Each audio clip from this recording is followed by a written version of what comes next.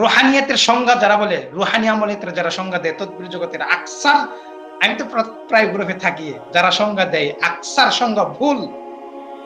আমি একজনের ক্লাসের ভিতরে প্রশ্ন করছি, আপনি যে প্রশ্নটা মেয়েরা করছেন সংজ্ঞা দিচ্ছেন, এটা সংজ্ঞার ভিতরে পড়ে না, সাইডেই যায় নাই, ভিতরে পড়বে দূরের কথা, সাইডেই যায় নাই। রুহানি আমলিয়াত হলো এই যে আমল নিজেকে পরিশুদ্ধ করবে এবং সারা জীবন অন্যের কাছ থেকে দূরে রাখবে, এটা হলো রুহানি আমলিয়াত।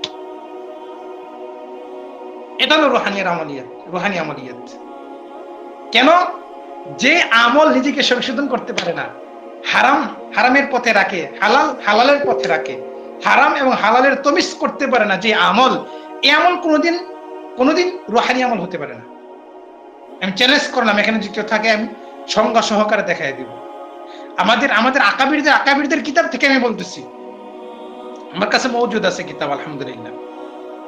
ওনারা লিখছেন যে রুহানি আমলিয়াত কাকে বলে। আমি একদিন ক্লাসে বলছি এই ব্যাপারে, একদিন ক্লাসও করাইছিলাম আমি, বেশি দিন হয় নাই, হয়তো 2-3 মাস হবে, বা একটু কম বেশি হতে পারে। তাই আমল নিজেকে সংশোধন করতে হবে। যে এই আমল যদি নিজেকে সংশোধন না করতে পারে, তাহলে বোঝা যাবে এই আমলের ভিতরে গলদ আছে। যেমন আল্লাহ রাব্বুল আলামিন কোরআন কারীমের ভিতরে বলছেন যে ইন্না সালাতা, কি জানি কয়, আরে নামাজ সমস্ত ফাহিশা থেকে কি রাখে, ইন্না সালাতা তানহা আনিল ফাহশাই ওয়াল মুনকার। তাহলে নামাজ যদি ফাহিশা থেকে দূরে না রাখে, তাহলে এই নামাজ না, এটা আল্লাহর সাথে ফাইজলামি। নামাজ আমাকে দূরে রাখবে না মানে, নামাজ শুধু অন্যায় না, আরো যত অন্যায় আছে সমস্ত অন্যায় থেকে আমাকে বিরত রাখতেই হবে। নামাজ যদি না রাখে, যদি এটা আপনি প্রমাণ করেন তাই আমি নামাজ পড়ি ঠিক, কিন্তু আমি তো পারি না, এটা নামাজের দোষ না, এটা আপনার দোষ, আপনি নামাজই হয় নাই। কারণ আল্লাহ যে জায়গায় গ্যারান্টি দিছে, এ জায়গায় পৃথিবীর কোনো ব্যক্তির কথা চলবে না, রসুলের কথাও চলবে না। কারণ আল্লাহ যে জায়গায় গ্যারান্টি দিছে, এখন বর্তমান কোনো নতুন শরিয়ত আসবে না, নাইতো আল্লাহ হয়তো কথাটা পাল্টাই দিত বান্দার সুবিধার্থে। যেটা আল্লাহ নাজিল করে দিছে শরীয়ত বর্তমান বা রসুল থাকা অবস্থায়, যেটাকে রদ বদল আল্লাহ করে নাই, এখানে কোনো ব্যক্তির ক্ষমতা নাই, রসুলের কোনো ক্ষমতা নাই যেখান থেকে কি করবে, কমায় দিবে। হ্যাঁ, শরীয়ত আসলে ভিন্ন হিসাব, রসুল যদি থাকতো, শরীয়ত নতুন করে আসতো, তাহলে ভিন্ন হিসাব। হয়তো আল্লাহ তাআলা হয়তো বান্দার সুবিধার্থে কি করতো, কিছু কাটছাট করতো। যাই হোক, তো যেই নামাজ মানুষকে কি করতে পারে না, ফাহিশা থেকে দূরে রাখতে পারে না, অন্যায় থেকে দূরে রাখতে পারে, এটা নামাজ না।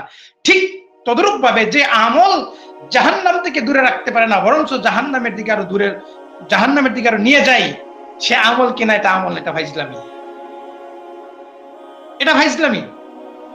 আমল তো সাহাবায়ে কেরাম তো আমল করছে জান্নাতের জন্য, আলহামদুলিল্লাহ। কাজ রাদিয়াল্লাহু তাআলা আনহুম, আল্লাহ এখন পর্যন্ত রাদিয়াল্লাহু তাআলা আনহুমের ভিতরে সমস্ত মানুষদেরকে রেখে দিছে।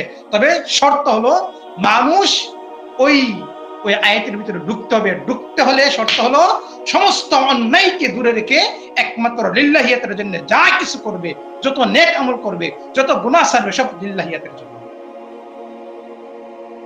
আমি এখানে বয়ান করার জন্য আসিনি, শুধু বুঝাইবার জন্য বলতেছি।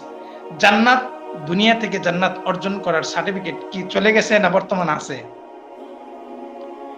বলেন না, একজন বলেন। এখনো কি আছে? এখনো আছে।